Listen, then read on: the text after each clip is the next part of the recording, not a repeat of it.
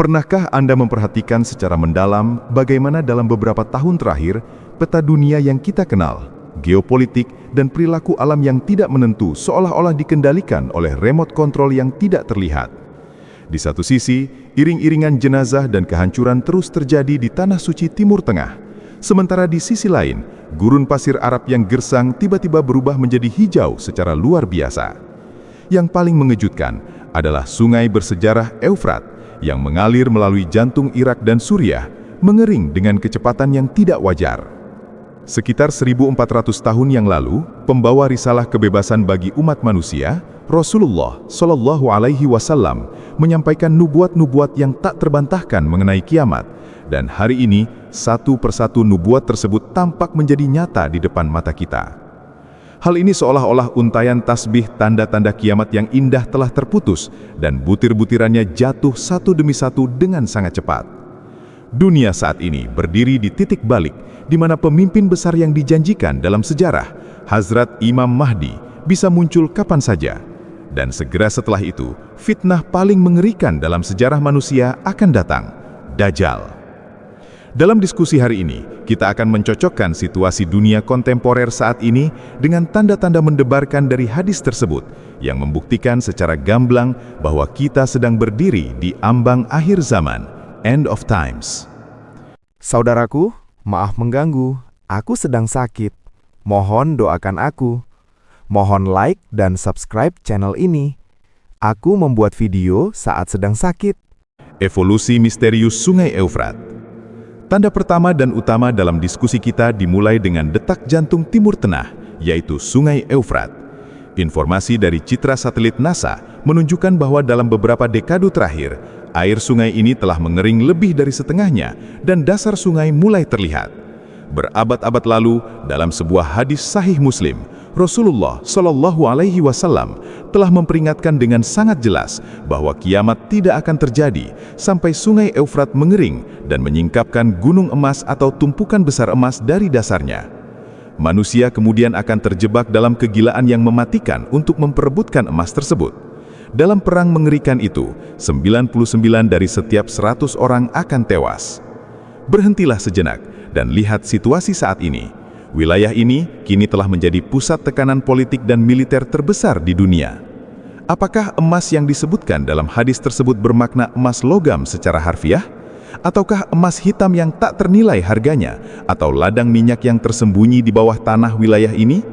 Apapun penjelasannya, realitas saat ini telah berada tepat di ambang peringatan keras hadis tersebut. Fenomena penggembala membangun gedung tinggi. Setelah sungai Eufrat, mari kita alihkan pandangan ke gedung-gedung pencakar langit di Timur Tengah. Dalam hadis Jibril yang terkenal di Sahih Muslim, disebutkan bahwa ketika malaikat Jibril alaihi salam bertanya kepada Rasulullah tentang tanda-tanda kiamat, beliau memberikan jawaban yang mengejutkan. Beliau bersabda, "Ketika engkau melihat orang-orang yang tidak beralas kaki, tidak berpakaian, dan penggembala kambing yang biasa berlomba-lomba dalam membangun gedung-gedung tinggi, maka ketahuilah bahwa kiamat sudah dekat." Coba lihat sejarahnya, bagaimana gambaran Jazirah Arab bahkan hanya 100 tahun yang lalu. Gurun pasir yang luas, matahari yang menyengat, dan kehidupan Badui biasa yang tinggal di tenda-tenda kecil. Mata pencaharian mereka utama adalah menggembala unta dan domba. Namun dalam beberapa dekade terakhir, setelah penemuan ladang minyak bawah tanah, seluruh pemandangan telah berubah seperti lampu ajaib dalam dongeng Arab.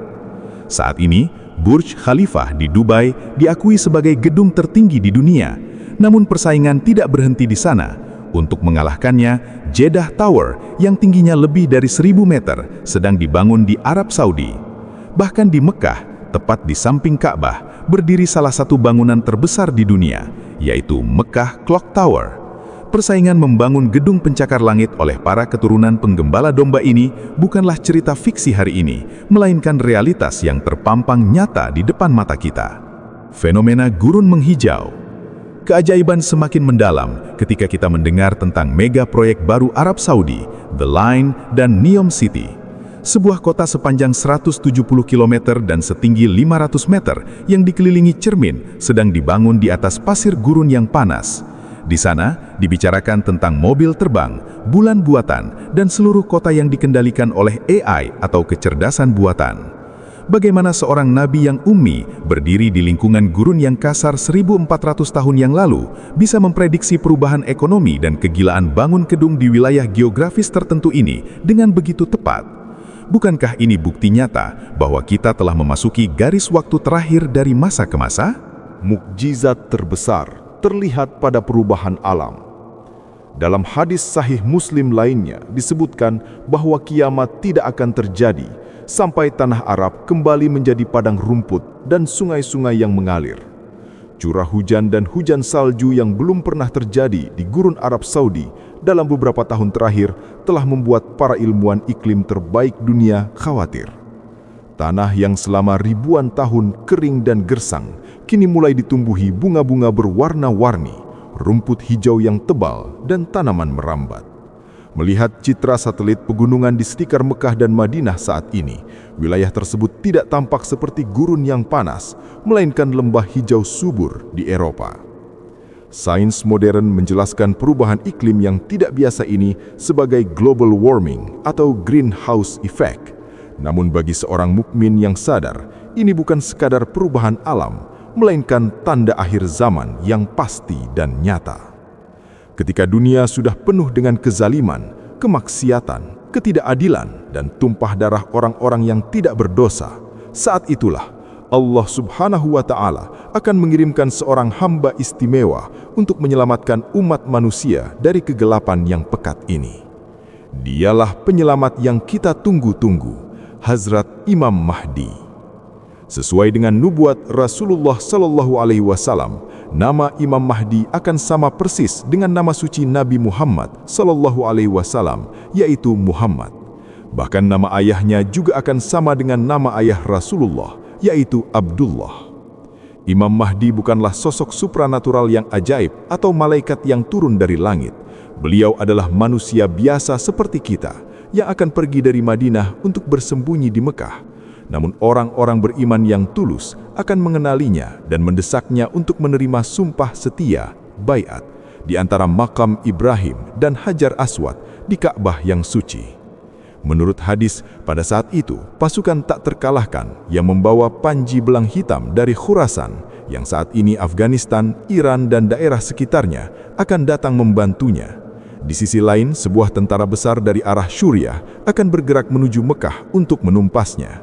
Namun, dengan kekuasaan Allah Subhanahu wa Ta'ala, setibanya di tempat bernama Baidah, antara Mekah dan Madinah, seluruh tentara tersebut akan ditenggelamkan ke dalam bumi. Kejadian ajaib inilah yang akan menjadi bukti terbesar dan tak terbantahkan untuk mengenali Imam Mahdi. Dajjal, fitnah terbesar dalam sejarah.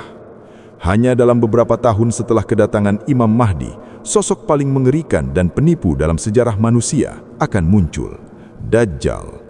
Berdasarkan hadis, Dajjal akan buta sebelah matanya dan di dahinya tertulis dengan jelas kata kafir yang hanya bisa dibaca oleh orang-orang beriman sejati. Namun banyak peneliti dan ulama Islam modern berpendapat bahwa sebelum Dajjal muncul secara fisik, sebuah sistem atau sistem Dajjal akan tegak di bumi. Apakah one world government atau satu pemerintahan dunia, masyarakat tanpa uang tunai atau cashless society, dan mata uang digital serta kecerdasan buatan atau AI yang mengontrol manusia secara mutlak yang kita lihat saat ini bukanlah cetak biru dari sistem Dajjal tersebut? Saat ini proses penanaman chip Neuralink di otak manusia sedang berlangsung dan dunia virtual yang memesona seperti metaverse sedang diciptakan. Dajjal dengan kekuatan sihir dan setaninya akan menunjukkan kepada manusia apa yang disebut surga dan neraka. Namun Nabi tercinta Sallallahu Alaihi Wasallam telah mengkhawatirkan bahwa surga yang ditunjukkan Dajjal sebenarnya adalah api yang menyala atau neraka, sedangkan nerakanya adalah surga kedamaian sejati bagi orang beriman. Bukankah cara teknologi modern dan media memanipulasi kebenaran menjadi kebohongan dan kebohongan menjadi kebenaran hari ini merupakan cerminan dari ilusi atau fatamorgana Dajjal? Jalan keselamatan dan apa yang harus kita lakukan? Di era fitnah yang ekstrim ini, bagaimana kita melindungi diri kita dan generasi mendatang dari penipuan yang merusak ini? Rasulullah Sallallahu Alaihi Wasallam telah memberikan 3 senjata utama bagi kita. Mengamalkan surat Al-Kahfi. Rasulullah Shallallahu Alaihi Wasallam bersabda bahwa barang siapa yang membaca surat Al-Kahfi pada setiap hari Jumat, ia akan aman dari fitnah Dajjal. Terutama menghafalkan 10 ayat pertama dan 10 ayat terakhir dan memahami maknanya adalah kebutuhan mendesak bagi setiap muslim saat ini. Tazkiyatun nafs atau penyucian jiwa. Bebaskan diri Anda sepenuhnya hari ini dari segala bentuk penghasilan haram, riba, suap, dan asusila.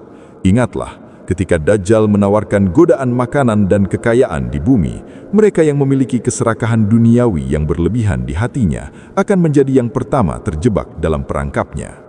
Tetaplah bersama jamaah yang benar, tetaplah dalam pergaulan orang-orang beriman dan soleh.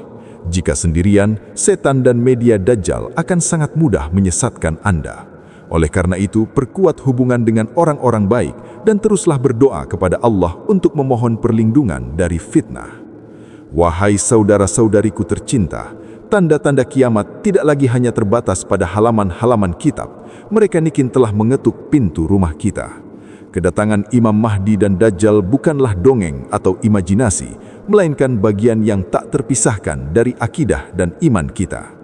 Untuk mengalahkan dan membunuh Dajjal secara tuntas, Nabi Isa alaihissalam akan turun dari langit. Setelah itu, kekhalifahan, keadilan, dan kedamaian tertinggi akan kembali tegak di bumi. Namun, sebelum mencapai fajar emas itu, kita harus melewati ujian api ini. Jika diskusi hari ini sedikit saja membangkitkan hati Anda yang lalai, bagikanlah ini kepada keluarga dan teman-teman Anda. Satu bagian yang Anda bagikan mungkin bisa membantu seseorang bersiap menghadapi fitnah Dajjal. Tetaplah waspada dalam mencari kebenaran bahkan di masa kegelapan ini. Semoga Allah Subhanahu wa Ta'ala melindungi kita semua dengan iman dari fitnah akhir zaman yang mengerikan ini. Amin.